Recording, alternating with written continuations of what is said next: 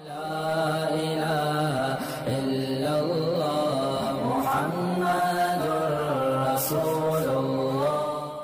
نے سوال کیا کہ سورہ نازعات میں ہم نے پڑھا ہے کہ فرشتے روح لے کے آسمانوں کی طرف جاتے ہیں، تو قبر میں جو سوال ہوتا ہے منکر نکیر آتے ہیں، تو قبر میں پھر جو باڈی ہے وہ تو روح کے بغیر ہو گئی، کیونکہ روح تو آسمانوں کی طرف گئی ہے، تو وہ کیا ہے، وہ کس سے سوال ہوتا ہے؟ وہ تو پھر صرف مردہ جسم ہے۔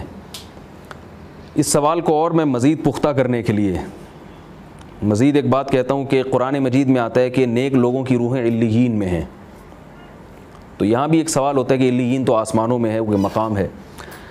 تو دیکھیں، یہ روحیں جب آسمان کی طرف جاتی ہیں تو ان کا اس باڈی سے کچھ نہ کچھ تعلق رہتا ہے، یہ قرآن و سنت سے ثابت ہے۔ وہ کس نوعیت کا تعلق ہے اس کی حقیقت ہمیں معلوم نہیں ہے۔ اس کی مثال ایسے ہے جیسے قرآن مجید نے موت کو نیند سے تشبیہ دی ہے۔ اب آپ دیکھیں، ایک آدمی جب سوتا ہے تو اس کی روح کا اس کے جسم سے تعلق کمزور ہو جاتا ہے۔ قرآن میں آتا ہے اللہ یتوفی الانفس حین موتہا واللتی لم تمت فی منامہا، کہ جب تم سو جاتے ہو تو اللہ تمہاری روحوں کو قبض کر لیتا ہے۔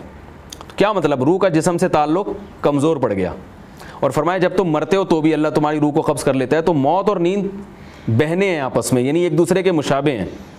فرمایا کہ پھر کیا ہوتا ہے کہ جب تم اٹھتے ہو تو ہم تمہاری روح دوبارہ لوٹا دیتے ہیں، اور موت میں نہیں لوٹاتے، بلکہ موت میں روح جب لوٹے گی جب قیامت قائم ہوگی، اس وقت یعنی مرنے کے بعد پھر روح لوٹے گی اور پورے زندہ ہو جاؤ گے۔ لیکن جب ہم سوتے ہیں اللہ ہماری روح کو قبض کرتا ہے تو ہماری روح بھٹک رہی ہوتی ہے، کبھی امریکہ جا رہے ہیں، جاپان جا رہے ہیں، پتہ نہیں کیا کیا سیر کر کے آ رہے ہوتے ہیں، اور یہ پوری جسم میں نہیں ہوتی۔ مگر اس کا یہ مطلب نہیں ہے کہ جسم کا اس سے تعلق نہیں ہے۔ اس عالم خواب میں وہ روح کہاں کہاں جا رہی ہے، مگر اس مادی زندگی میں اس روح کا ہمارے جسم سے تعلق ہوتا ہے۔ تبھی آپ کسی سوتے ہوئے آدمی کے سامنے چیخ کے بات کریں یا بہت زور سے بات کریں، وہ جاگ جاتا ہے۔ اسی لیے جاگتا ہے نا کہ اس کی روح بالکل ختم نہیں ہوئی تھی، بلکہ اس کا تھوڑا سا کنیکشن تھا اس سے۔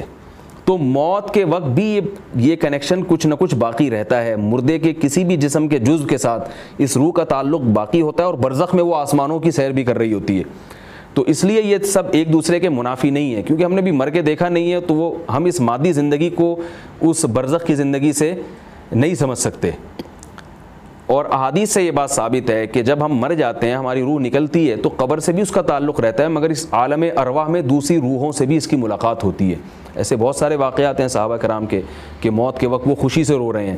پوچھا گیا بھائی کیوں رو رہے ہو؟ کہہ رہے ہیں الان نلقا اصحاب محمد صلی اللہ علیہ وسلم، ان قریب اب ہماری محمد صلی اللہ علیہ وسلم اور آپ کے ساتھیوں سے ملاقات ہونے والی ہے۔ یہاں بھی سوال پیدا ہوگا بھائی یہ تو قبر میں ہوں گے تو حساب و کتاب ہوگا کہ تو نبی سے ملاقات کیوں ہوگی؟ تو نبی صلی اللہ علیہ وسلم سے بھی ملاقات ہوگی، اور قبر میں اس باڈی سے بھی تعلق رہے گا، بالکل ایسے جیسے خواب میں ہم کسی سے بھی مل سکتے ہیں، لیکن اس کے باوجود اسی بستر والے جسم سے بھی ہماری روح کا تعلق رہتا ہے۔ وہاں عالم خواب میں ملاقاتیں بھی ہو رہی ہیں، اور اس بستر پہ جو ہمارا جسم، ہماری جو باڈی پڑی ہوئی ہے، اس سے بھی ہمارا کنیکشن اس روح کا کسی نہ کسی درجے میں قائم رہتا ہے۔ تو یہ رہتا ہے قائم قبر میں، اسی کنیکشن کے قائم ہونے کی وجہ سے ہمیں عذاب بھی محسوس ہو سکتا ہے اور لذت بھی محسوس ہو سکتا ہے۔